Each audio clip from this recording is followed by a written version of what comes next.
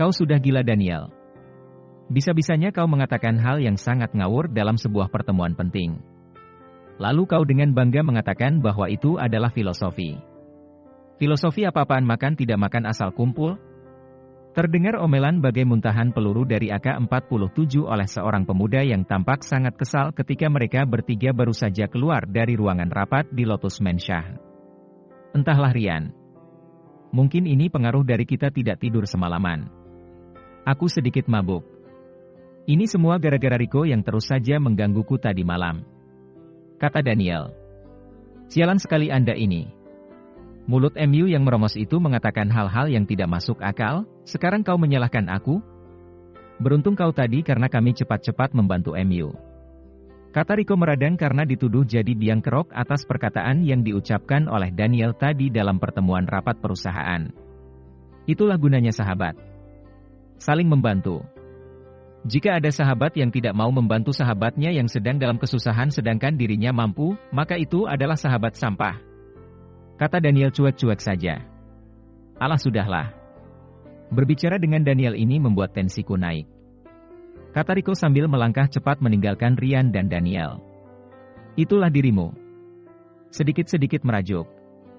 Jika bukan karena kakak ipar, sudah kuhajar kau itu. Kata Daniel geram. Mendengar umpatan dari Daniel, Rico batal berlalu dan kini dia membalikkan badannya. Kau berani, Daniel? Tanya Rico dengan mata mendelik. Iya tidaklah. Jawab Daniel sambil tertawa. Kalian ini jika mau berdebat nanti saja kalau sudah sampai di rumah. Ini tempat umum. Jaga sedikit image kita sebagai anak muda berpendidikan yang lulus dari university terkemuka. Kata Ryan menegur. Dengarkan tuh omongan calon guru. Kata Daniel sambil mengejek ke arah Rico. Mimpi apa aku mendapat sahabat yang serba aneh ini, oh Tuhan. Jerit Rico putus asa. Sudahlah nak. Ayo kita pulang. Istirahat yang cukup. Besok kita harus berangkat ke Megatown untuk meninjau proyek yang ada di sana. Kata Daniel sambil merangkul pundak Rico. Dengan langkah seperti orang mabuk karena tidak tidur semalaman, Ryan, Rico dan Daniel pun bergegas memasuki mobil Mercedes-Benz S-Class yang memang sudah dipersiapkan untuk mengantar mereka ke Star Housing karena mobil milik mereka masih tinggal di Metro City. Ryan, apakah Kak Arslan akan mendirikan cabang Dragon Empire di sini? Tanya Rico. Menurut perintah dari Jerry, sebenarnya iya. Dragon Empire harus berdiri di beberapa kota utama di negara ini. Sebagai organisasi terkuat, sudah saatnya mereka harus melebarkan sayap dan merambah ke berbagai tempat. Jawab Ryan. Kau tertarik untuk ikut ke dalam organisasi itu, Rico? Tanya Daniel. Tertarik atau tidak, kita ini adalah bagian dari organisasi itu. Bukankah Jerry sudah menitipkan kita kepada mereka? Benar juga kata MU itu. Jawab Ryan. Kau lumayan pandai bertarung. Sedangkan kami tidak pandai berkelahi. Mungkin karena terlalu khawatir makanya Jerry menitipkan kita kepada Dragon Empire untuk menjamin keselamatan kita. Kata Daniel. Dulu waktu kakek Malik berada di sini, mengapa kau tidak belajar kepada orang tua itu? Tanya Rico. Melihat wajahnya saja aku hampir kencing di celana. Jawab Daniel yang spontan membuat Rico dan Ryan tertawa. Sebenarnya kita harus segera mendesak Kak Arslan untuk bergerak cepat. Kekhawatiranku hanya satu. Yaitu, Fardi. Dia pasti akan kembali dengan kekuatan penuh untuk membalas dendam atas kekalahannya. Jika Dragon Empire masih tetap segitu-gitu saja, aku khawatir perusahaan akan runtuh. Kata Ryan. Menurutku yang lebih berbahaya adalah perusahaan William Group. Mereka sama sekali tidak memiliki apa-apa sebagai tameng untuk menangkis serangan dari luar. Memang sangat sulit memisahkan kekuasaan dan kekuatan. Tanpa kekuatan, kekuasaan akan keropos. Tanpa kekuasaan, kekuatan juga seperti tidak berarti. Hal ini sudah diperkirakan oleh Jerry sejak jauh-jauh hari. Oleh karena itu, kita harus mengingatkan Kak Arslan untuk melakukan gerak cepat. Kata Daniel. Perusahaan William.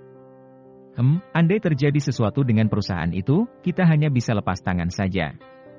Ini karena, sebelumnya Tuan Besar Smith telah menawarkan agar ikut bergabung dalam Future Foundation. Tapi dia akan menolak. Sedangkan Tuan Smith saja ditolak. Apalagi kita. Pada akhirnya sikap keras kepala Tuan William ini nantinya akan merepotkan Jerry juga. Jika sudah demikian, tentunya semua akan kena imbasnya. Kata Ryan. Biasalah. Namanya juga orang tua. Kita hanya bisa melihat apa yang bisa dilakukan oleh Kenny. Syukur-syukur bisa membawa perusahaan William Group semakin tinggi. Kata Daniel sembari berdoa.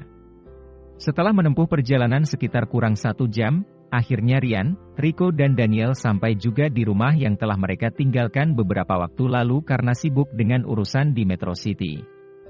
Tiba di rumah yang dibeli oleh Jerry itu, hal pertama yang mereka lihat adalah foto besar yang terpajang di ruang tengah. Foto itu adalah foto Rico, Daniel, Jerry dan Ryan. Ke tempat mahasiswa yang digelari sebagai 4 mahasiswa menyedihkan oleh sekelompok mahasiswa di Golden University dulu. Ketika melihat foto itu, terbayang di pelupuk mata baik Ryan, Rico maupun Daniel bagaimana dulu mereka mendapat penghinaan dan cacian dari seluruh mahasiswa apalagi Anton, Herman sebelum mereka berteman baik, John dan Zack. Keempat mahasiswa itu yang paling sering membuli mereka ketika itu. Namun kini semua sudah berubah. Tidak ada lagi yang berani menghina mereka. Tapi sayang, salah satu dari mereka harus berpisah. Ryan. Kira-kira, sedang apa ya Jerry sekarang? Tanya Rico. Firasatku mengatakan, kemungkinan besar Jerry saat ini sedang berbahagia. Bulan madu, keliling dunia, dan merancang sesuatu untuk masa depan mereka. Jawab Ryan. Kasihan Jerry. Tapi yang aku tidak habis pikir, apakah orang kaya akan mengorbankan kebahagiaannya hanya demi ambis? Kau malah bertanya kepadaku sedangkan contoh nyata dari cara berpikir orang-orang kaya baru saja kita saksikan dan telah memakan korban. Jawab Ryan. Sebenarnya lebih enak seperti kita ini. Masa depan kita berada di tangan kita. Tidak seperti pion yang bisa maju tapi tak bisa mundur. Jerry adalah bidak pion yang telah dipersiapkan untuk menjadi maharaja di dunia bisnis. Sebenarnya sulit untuk membayangkan andai pernikahan Jerry dengan Lorna atau pernikahan Jerry dengan putri dari keluarga yang setara dengan keluarga William dan Smith terrealisasi. Bayangkan bagaimana mengerikannya kekuatan Jerry. Iya. Aku juga membayangkan hal itu. Future of Company saja bukan tanggung besar dan kuatnya sehingga mampu membantai kekuatan Robin Patrick dan Ramendra. Apalagi jika 3 kerajaan bisnis dilebur menjadi satu? Mungkin Jerry akan berhenti makan nasi. Dia pasti sanggup makan emas 3 kali sehari selama sisa hidupnya. Kata Daniel. Sayang pion itu membelot dan membangkang. Hahaha. Kata Rico tertawa. Modal terpenting dalam hidup adalah kepintaran dan kreativitas. Sekaya apapun kau, jika kau tidak pandai dan kreatif, maka sama saja. Semuanya akan habis sia-sia. Namun Jerry ini berbeda. Dia seperti batang ubi. Lempar saja ke tanah, maka dia akan tumbuh. Kata Ryan. Kau batang apa Daniel? Tanya Rico. Dia batang pisang. Jawab Ryan sambil tertawa. Mending batang pisang. Bisa dijadikan rakit. Daripada dirimu itu. Batang bonsai. Bentuk saja yang bagus. Tapi kuntet. Ah kasar sekali Anda Pak. Kata Ryan. Hahaha. Rico? Menurut MU Rico ini batang apa? Tanya Ryan memancing reaksi Daniel. Kakak ipar. Aku tidak berani. Nanti kalau Helen merajuk, bisa tamat duniaku. Kata Daniel sambil tertawa. Ayo kita istirahat. Malam ini kita akan mengajak mereka makan malam di Jewel Star. Sekalian membahas yang tadi. Kita harus mendesak ke Arslan untuk membentuk cabang Dragon Empire di Star Hill dan Country Home. Kata Ryan sambil mengambil bantal dari sofa dan memukulkan bantal tersebut ke kepala Daniel. Wuk. Ah. Sialan. Oh Anda main kasar ya Pak? Itu balasan kau melempar aku dengan selimut tadi pagi. Kata Ryan lalu bergegas mendorong pintu kamarnya untuk melarikan diri. Namun apa sial? Ternyata pintu itu terkunci dan Ryan pun terbanting ke belakang serta jatuh terduduk. Hahaha. Kualat itu namanya. Hahaha. Hahaha. Makanya jadi orang jangan pendendam. Kata Rico tertawa sambil meninggalkan Ryan. Teman jatuh bukannya dibantu malah ditertawakan. Apa-apaan Anda, Pak? Rungut Rian.